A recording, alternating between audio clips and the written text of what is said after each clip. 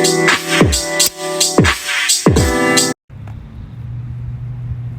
see what we got.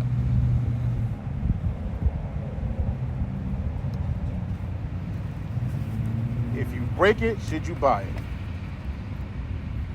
No. Because sometimes the error is on the user. Where'd you place this at? You can't tell me I break you buy it. Why is it on the edge of the counter, dog? You kind of like put me in a position, fail almost. Yeah. You trying to line me up. Now, I get it. Some aspects, say relationship, broke a girl's heart. You gotta keep her. Nah, dog. Like, it wasn't working out. My mom always say it's cheaper to keep her. That's funny that you say you break a girl's heart, you gotta keep her. I mean, Like, it definitely is cheaper to keep her, but my household is different. So I kept both the motherfuckers. So yeah. I feel you, man. Trust me, I will edit. I ain't worried about it. Would you rather get mad or even? Rather get even. Mad is a wasted emotion. It's a wasted, fleeting emotion. You ever figure out when somebody say, okay, you know what, I'm mad, pissed off, dog, okay? When they ask you what you want to do about it, huh? That's the even part. What you want to do about it? You mad? You gotta think about getting even takes thinking. Takes thinking. Like, so it's like, I'd rather get even. Like, you know, that's cool, because we all been in a position where cats didn't believe in us, took you lightly, then we put you on somewhere else. All right, dog, no hard feelings. But you're going to figure out, you're going to see my value at some point in time, or, I'll do my own thing. You're going to see you're going to watch me grow. Damn, that's real. That's real. It happens a lot, dog. It happens a lot. Like, okay. You get mad, you ain't gotta think about it. You just feel it. It can go away. It can go away. Getting even is like a thought process, and now you being methodical. You can go to jail for getting even. You go to jail for getting even. But it benefits you getting even. Now you know, because when you think about something, now you know what am I mad about? I go over here and do this anyway. I'll be better off. Usually you got mad at something because you needed something from somebody else. And that getting even part, I could do it myself. I didn't need you in the first place. That's real talk right there. So it's like, okay. Yeah. What do you consider success?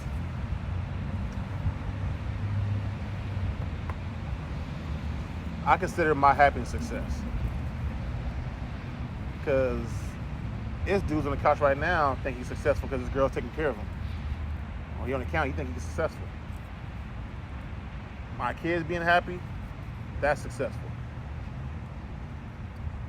The hardest part is asking a man what they feel about themselves and asking them what they really view is the hard part, because most men, we look at outward views to place our success. Like external devices almost. Yeah, like tangible items. Like my family happy, then I'm happy. Yeah. And the hardest part about a man is asking, what is our level, what is our success? And like, I'm comfortable to say my family's my success. My kids happy, cool. Yeah, that's a reflection of you, right? Yeah. Because if your family is happy, that means ultimately you happy. I mean, I'm assuming your happiness comes from your family being happy. Like, I make emphasis like on my kids. Like, my kids happy. I don't control adults. Adults got emotions. They go up and down. That's fine. But my kids happy. I know they're not wanting for nothing. Then, all right, bet. I'm good. I'm good. Yeah. Damn, that's real. You know what I'm saying? Happiness is because like your family is from you. Yeah, that's my DNA. That's my ego right there. Yeah. Who raised you? My family raised me. When I say my family, I am a mixture of different people's morals and values. Because my dad worked a lot. He wasn't always the most hands-on. But in retrospective, he showed me a whole lot about how you handle your family, how you handle business. Like, I got a wife for a reason. Like, mom, get the kids, I'll work. My mom worked a small part-time job. She was never always at home. But we all went to, my mom also raised the hood. She was secretary at the only private school in PACOIMA that raised everybody at Calvary. So she raised the entire hood. That's why anybody mentioned my name, mentioned my mama's name. But on top of that, but my dad still made sure the funds, everything was taken care of.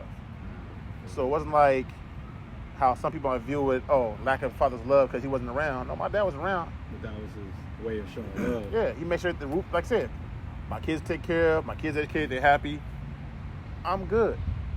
Now, I feel you, because it's almost like the way society kind of promotes love is one way to love, but there's tough love, there's all different type of ways to love. There's indirect love, there's direct love. So yeah, like I would love to work for my family.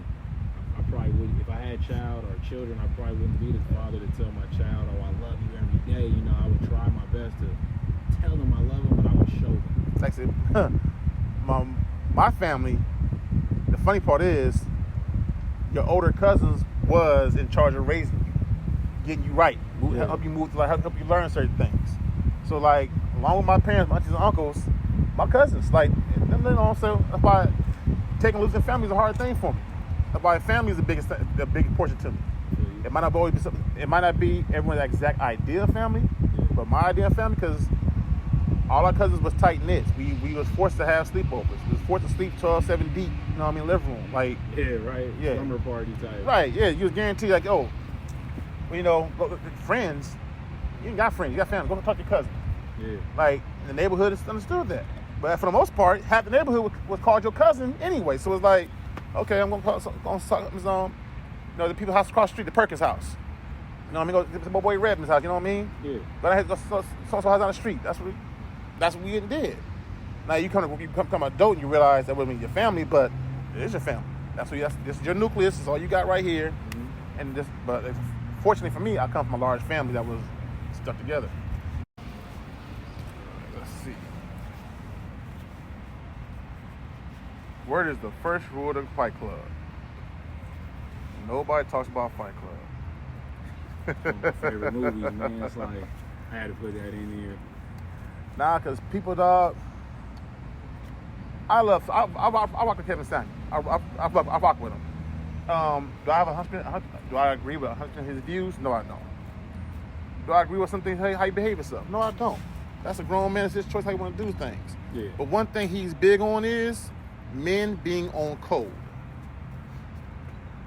We as men stop being on code, especially in the black man community. We do whatever benefits us as an individual. Other cultures, their men are still on code. It's some things you just don't do, period. I don't give a damn. Or you have to answer somebody. The Italians do it, the Armenians do it, Russians do it. Even some white people, Irish people definitely do it. Yeah. Some white Americans, they do it. Black people, we do it benefit us. Well, I gotta be on code with you for. Like you see, I got my MC stuff on, right? You know what I mean? I belong to a set. I joined the set because you got values. I didn't join a particular group in college because the place I wanted to join at was not allowed to cross anybody. There was no probation, lost the privileges. Yeah. The other place I had a choice to, some of the guys I didn't agree with, and I'm like, I just can't be down with y'all. At this particular chapter. It just kind of is what it is at the time. There was 2 dudes out I was cool with. Everybody else, I didn't really agree with them. They didn't hold the same morals and values that the previous group I was going to join with did. Yeah. And anybody joining an MC set, our commitment is to community, to restoring values and code to the brotherhood. And one of the ways to reach out to that, because in the gang world, Bloods and Crips, it used to be morals and values when it first started. That view changed because based off of everybody got a gun and whoever kills who first makes the rules. And that was the BS part. It's like the victor writes history almost. Literally. Yeah. And sometimes the victor can be a coward. Most of all people who started our sets were shot in the back by somebody on their own crew.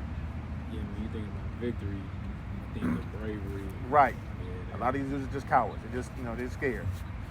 And I want to have to find an organization that can help reestablish that still shows your dominance, your aggressive side without being too overly aggressive. Some of the MC cultures still represents that. It's okay to be a man. It's okay to be aggressive. It's okay to be 40. But also, we're going to do that and take care of our people. Yeah. No, I like that. That's real, man. Like, it's almost like shouldn't be a man in 2021 almost. Like, it's not. Right. It's almost like, you gotta walk a thin line. Can't be too aggressive, can't be too vocal. Right. Or you're being over masculine, or what is it, toxic masculinity, I've heard. Yeah, how can being a man be poisonous? If anything, being a man and being a woman is one of the most healthiest things you can do because you can give life. Hey, we gotta come together to do that. People want yin and yang, not yin and yang. Yeah, being a human being is one of the most healthiest things you can be if you think about it. Should you embrace your fears? Always. Always, yeah. So like, what would you say was an instant when you had to embrace your fear? It sounds messed up. When I changed my fear of God, it was no longer a fear of God, it became an admiration. I stopped subscribing to fearing God. Like, how do I have a creator I'm constantly in fear of? So that means I don't properly respect you if I'm in fear of you. Okay, at some point in time, you as an individual are going to conquer your fears. Yes. You scared of skydiving? Jump out of a plane with a parachute. You scared of heights? Jump off a cliff into the water. You're going to find some way to overcome your fears. Yeah. You scared of outside? Open the door and take 2 steps out. Like, you're going to find a way to conquer your fears. Yeah. I respect my God too much to conquer my fear. It's admiration. And then you start moving that way, like, oh, okay, well, I'm scared. What am I scared of now? Because what are you scared of? I'm not scared of much. Because how can you conquer God? Because if you have to, if you conquer your fear of God, then there'll be no longer use, right? Right. Because once you conquer that fear of, like you said, you're scared of heights, you jump off. You could do it again. My lock journey, right? Growing my hair out, reconnecting with the earth, reconnecting the spiritual, actual of the earth realm that I have. Yeah. Earth, land, sea, air, all that. Okay, cool. That's a spiritual journey of respecting everything that the Creator has made. It's not disrespect. I'm in all of I respect it. I can walk around barefooted. Okay, but I'm just vibing with the earth. I'm becoming one, becoming synchronized. Oh, you being weird. How's that being weird? It's crazy. The definition of weird, one of the definitions is to fulfill your purpose. But it's weird because I didn't know that part. Yeah. It's like it means someone's destiny is to fulfill your purpose, like when you look up all the definitions. But it is weird because not all of us are fulfilling our purpose. Not all of us are living out our true destiny. We're being normal.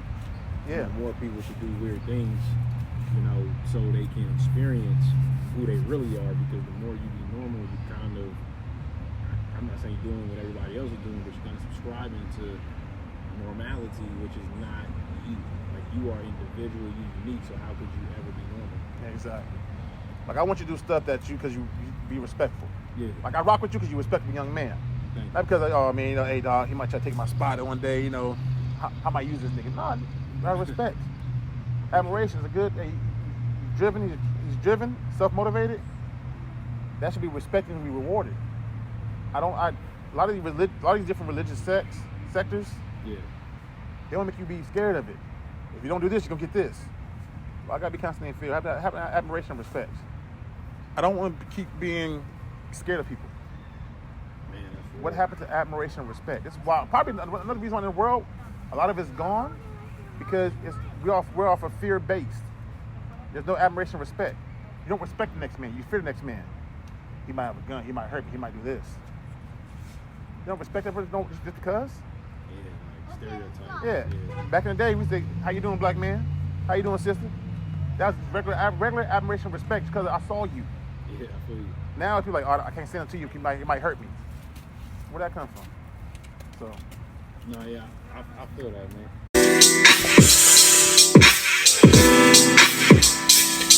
Always been a straight shooter. Now I call shots, keep the keys to the city, cause I got it on lock. Pop planting many seeds, I'm the cream of the crop. Lines get drawn once you connect the dots. If seeing is believing, my eyes came to browse. Got married to the game and wrote my own vows. Real G's move in silence, nothing else is allowed. Won't swallow my pride, I'm black and I'm proud. Your boy held it down, they say I'm acting uppity. I know who I am,